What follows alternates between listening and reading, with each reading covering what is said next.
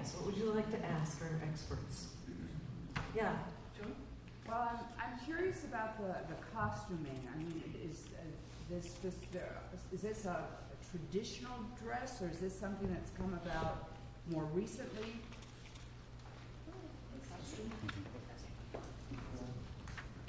Yeah, I think so far from the book, from everything that I read it, there's no particular costume actually. I mean, it changed, and including the hijab. It used to be no hijab at all, but now they use the hijab and make a new creation with the hijab. And this costume actually is kind of we let the designer to design. Probably what about the hood that they wear in the first dance? Is that songket? Yes, yes. Songket is a textile weaving style. It's lots of times traditionally it's done on backstrap looms where people are sitting on the floor and throwing it this way. But it's gold fiber that's been wrapped around I don't know if it's the warp or the weft, but it's that little bit of gold is what you get in that songket. Remember that green piece that they had on top? Yeah. Yeah, probably the songket and also the pose is almost similar in for Sumatra. Actually, that's typical costume of Sumatra performing arts. And the color, probably there is a meaning behind the colors. Like yellow is symbolic of the king, and then black is the elderly or ancestors, and white is the honesty or pure, and red is the brave, something like that. And green? Green. I don't know. It's very, actually we use that for Islamic, Islamic symbols in Aceh. They use green color, And also, if I might add about the dress, so Aceh is diverse. We have so many ethnics. Aceh in terms of the profane. So, for instance, the first one you will see that red and yellow one is called Aceh ethnic, but this one is Gayonese from the central part of Aceh, Gayo Highland. So this profane consisted of some ethnics, not one single ethnic known as Aceh. So this different. And what Pak Ari mentioned about the headscarf, previously it was not worn by the dancer, but since 1990s, I think they started to wear the headscarf, and mostly in 2000, around 2000 or 2002, after the formalization of Sharia law. So this is more contemporary ones. Yes. Papa, you had a question? Yeah. Is there any blending between Muslim performing arts in Aceh and a pre-Muslim culture there in Sumatra or in Aceh? Take for example like in Java. So the Muslim culture blending well with Hinduism, with Buddhism. So they created beautiful, nice gamelan of Java, and wayang kulit of Java, or other dalang jemblung in East Java. Is there anything like that? But because it will then remind me that there's a spirit in coming when you dance, technically well, but there's something getting in, giving a good spirit for creating a taksut like that. Is any kind of blending with Muslim culture there in Aceh? Yeah, actually there is an article wrote by Margaret Katsomi. She also said about the Acehese musical art form on the 70s. So she said that the Acehese is start with the animism, and then there is Buddhism, Hinduism, Christian, and then Islam on the top of all that culture. So it's not reduced or not to delete everything that came before Islam, but Islam covered it. So it came out from cover it all of it. So we still have like a Hinduism tradition, but with the Islamic text, so something like that. Yeah, I'd like to add a little bit. So when I was talking to one of the teachers at Sangat, the dance studios in Aceh.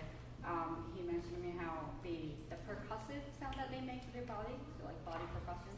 You've seen one of the traditional dances, Sedati, which is like the last one they're doing. So they would use their like the snapping of fingers to make the percussive sound. And you saw the one in the one that they're sitting, that they're hitting their bodies to make the sound, right? So, so the teacher said that was something particular about Acehese. While in Malaysia, in Malay dances, they would use clapping instead of doing the snapping thing. So there are different theories about where those dances come from and whether it has, you know, Islamic roots or whether it's pre-Islamic roots. But I think the snapping of your fingers and making the body percussion, that might be something that might predate the arrival of Islam, but then really kind of integrated with everything else that was brought with Islam.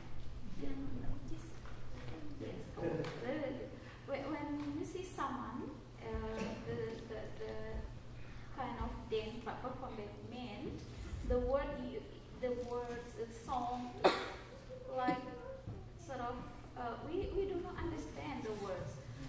It is not Arabic, it is not Chinese, it is not Indonesia.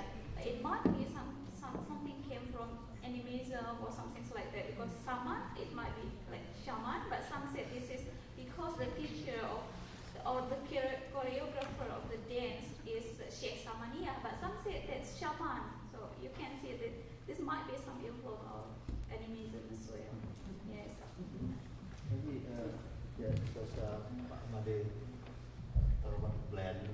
So Aceh itself is sometimes people make it as a stand for Arabic, Chinese, Europe, and Hindustan. So look at me like Indian, and maybe in Weka look at Arabic, and there is also because yeah, the mix of multicultural that has happened since 17th centuries. So there is Gujarat from India, Aceh has a relation with the Turkish kingdom, and then also the Portuguese vassals in Aceh, and also Dutch colony in Aceh. So from the cultural perspective, there is a blending with the multi-religion or belief, and for what a society or associated development that's also blended from multicultural. So it looks like our dancers are ready for the second round of dances, and if you have questions afterwards, I'm sure they would be happy to talk.